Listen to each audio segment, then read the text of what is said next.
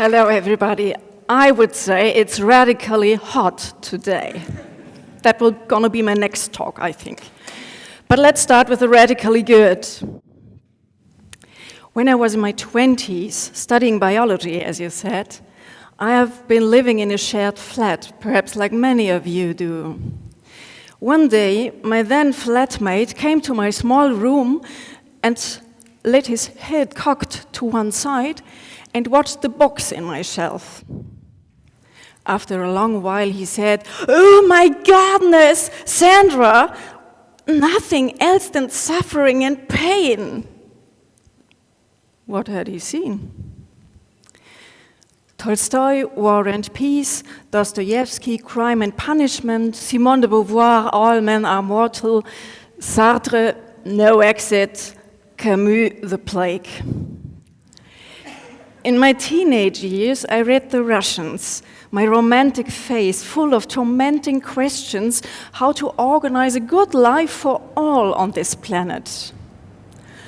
I didn't find the answers I was so much longing for. Over the years, my desperation grew, and I got deeply attracted by existentialism. I was convinced there's no sense in life. We are all part of a cold and meaningless universe. Look at this. This postcard survived all 20 moves of my life. It hung on every pinboard in every shared flat while I was studying, while I went to the School of Journalism, while I had my first jobs. The only protection against the cold universe were the grim sense of humor, heading for disaster, the Titanic sinking and saying, "Oh, everything is gonna be fine." Over the years, my universe got warmer.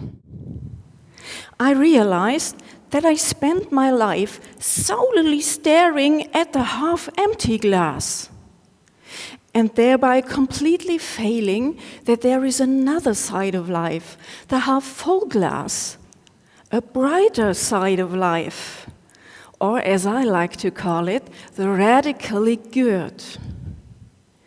And I realized that many of the people around me also completely ignore this side. Today, I believe that we all suffer from a global attention disorder. We look at the wrong things, we misjudge them, and paint a far too gloomy picture of our planet and the future. And this is fatal, because I think we need to see the radically good to be able to cope with the problems that do exist. So I'm convinced only by broadening the spotlights of our attention, we will gain fresh hope and the focus to solve the most urgent problems in the world: global warming, poverty, or regulating the financial system, just to name a few. We need fresh energy to tackle these problems. But why is that? Why is it so difficult for us to see the world with all its facets? Well, I would say there are two main stumbling blocks. And that's the good news. There are some hints that can help us to get rid of this problem-fixed view. My first stumbling block. Our news, full of crimes, crises, and catastrophes, makes us pessimists. Our reporting from the troubled spots of the world floods us with information we hardly get sorted. So we really slide into a problem trance. We forget to see the bright side, and even worse, we fail to see it at all. There is a Tibetan saying, "Every tree that is felled makes more noise than a whole forest that is growing." Can it be that we only stare at the few trees that crash to the ground, and that we don't perceive the quietly growing forest? It's the same with news about terror attacks and the lacking news about all these whole bunch of countries without. A main problem of our media is that there is no space for the developments, for the gradual. By reading the daily news of crimes and catastrophes, we get a wrong impression. We tend to believe, oh, everything is getting worse, our planet is a place full of violence, or our civilization will decline. But the opposite is true. Most things are improving. Look at this. We managed to halve extreme poverty over the last 25 years. We halved it. Steven Pinker, a cognitive scientist, found out that violence has constantly diminished in our history. All in all, I would say we are on a good way, if you take the long run. Perhaps even on a radically good way. Another fruit of watchful reading. The first country of the world almost completely shifted to clean energy. Savor that. A whole country wins its energy from wind and sun. It hit me like a hammer when I first realized what that means. We, as human beings, found a technology to tap nature, energy that is for free, regenerating over and over again. A new era, I think, and a radically good innovation. The country is Costa Rica, by the way. Well, I don't want to paint the world pink. I don't want to whitewash anything. There is this dark side with all its problems, and we have to face it and cope with it, of course. But I advocate a more holistic view on the world, with both sides. A main problem is the way our media are working. The way our media are working is a big obstacle in our way to get rid of this problem-fixed view. Unfortunately, the way our media are working directly pays into the way our brain is working. Our brain reacts much stronger on crisis and catastrophes than on compassion and cooperation. Why is that? Here comes my second stumbling block. Our evolutionary heritage makes us stare at dangers and threats. In the first millions of years, it was essential for our ancestors to recognize very quickly if the movement there in the grass comes from a spotted fawn or from a saber-toothed tiger lying in wait for human prey. If I was too confident, I didn't live long in the Ice Age. So our instinct to survive protects us, but sadly, it also hinders us from seeing the bright side of life. Look at this graphic. Where does your view wander? Let me guess. You are all glued to this one arrow showing to the opposite side. What does that mean for our view of the world? Can it be that we are fixed on the exceptions, the unusual, the untypical? Are we capable at all to see the normal flow of things, the daily life? Most news are merely the white crest on the sluggishly flowing river of events. We hear so much about violent Islamists, and they are a dreadful danger. I don't want to play down that. But it is quite peaceful in Indonesia, the world's biggest Islamic country with nearly 250 million people and a rather stable democracy. This one-sided reporting leads to crazy phenomena like this. In a current survey, people across 14 countries hugely overestimate the number of their Muslim population. Let's have a look. In Germany, the average guess is 19%, but the real proportion is, have a look, 6%. In the US, it is even worse. The average guess is 14%, and the real proportion is 1%. There is so much effort to understand the radically evil, a term of political philosopher Hannah Arendt. What made young soldiers kill thousands of Jews during World War II? What makes ordinary people give electric shocks to innocent test persons? Of course, we try to avert dangers and disasters. But do we really want to stay fixed to the one arrow showing to the opposite side? Or listen only to crashing trees? I think what we really need to explore and talk about is the radically good. Let's see what's in the half-full glass. We all know the story of the two world wars. But who tells us how calm, prudent, and sensible people prevented us from a third world war? There have been plenty of dicey situations during the Cold War, but we didn't slide into another world war. Who would have ever imagined that the Berlin Wall would fall in a peaceful revolution without any bloodshed? Who would have thought that we would have a female head of state in Germany? That was unthinkable for decades.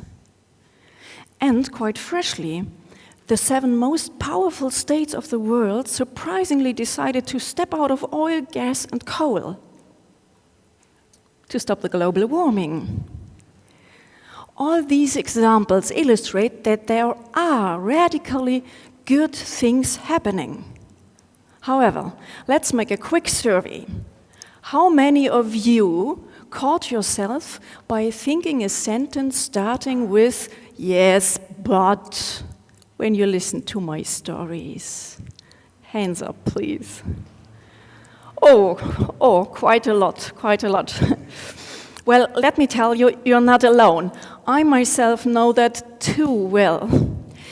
But I decided I won't let the negative thoughts ruin the positive ones. And here comes my first trick. If this "yes, but" jumps to my mind, I turn the sentence around.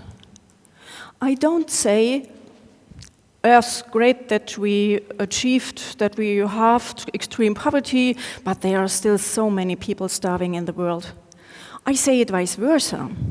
There are still people starving in the world, but what a great achievement that we managed to halve poverty. So there is hope that we can end it completely. Perhaps my children will have to go to a museum to learn what the strange phenomena poverty was. My second hint. We all know from neuroscience that our brain is like a muscle. We can change it by training.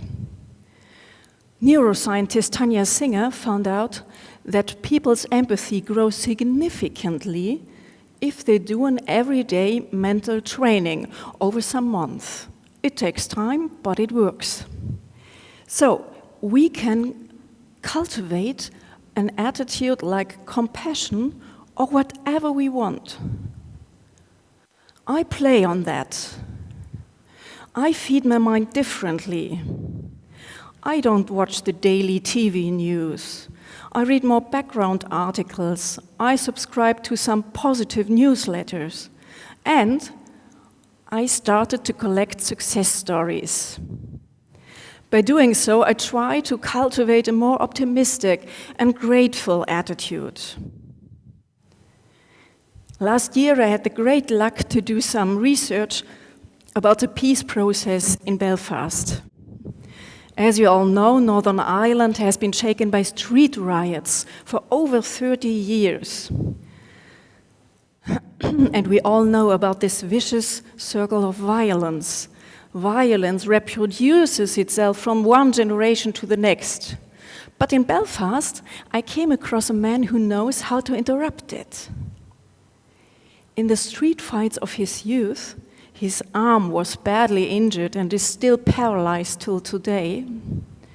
To his 4 sons, he made up a story. When I was a small boy, I was swimming in the Bay of Belfast, and all of a sudden, a big shark came and bit into my arm. I struggled and could escape. How good that small boys have no idea where sharks live.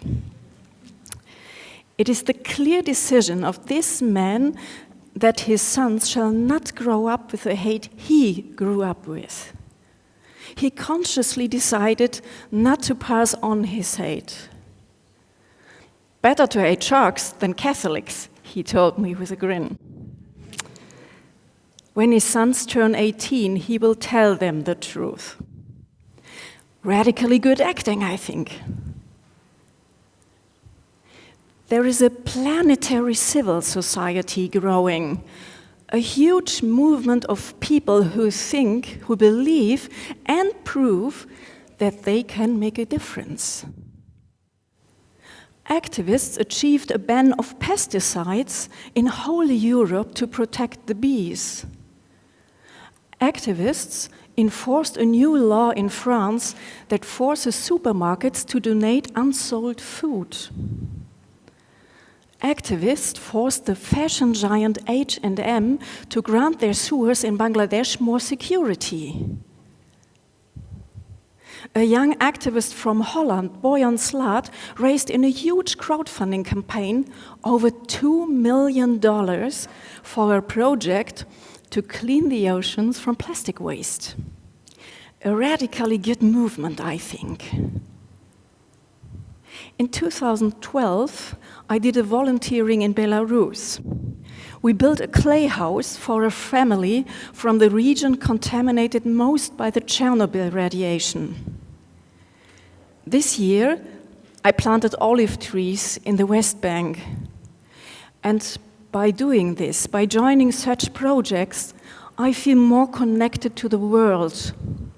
I feel more connected to our planetary civil society and to the radically good. And that's my third hint. You can also do that. So let me summarize. I believe that we all suffer from a global attention disorder. We look at dead stumps and hardly perceive the growing forest. We are fixed on problems for 2 reasons. The first is our news, full of crises and catastrophes, makes us pessimists. And secondly, our evolutionary heritage makes us stare at dangers and threats.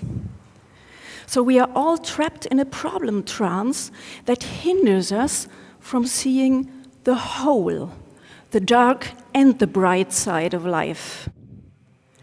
And I am convinced only if we manage to broaden the spotlights of our attention to see also the radically good, get a more holistic view of the world, we will gain hope, strength, and inspiration to tackle our most pressing problems.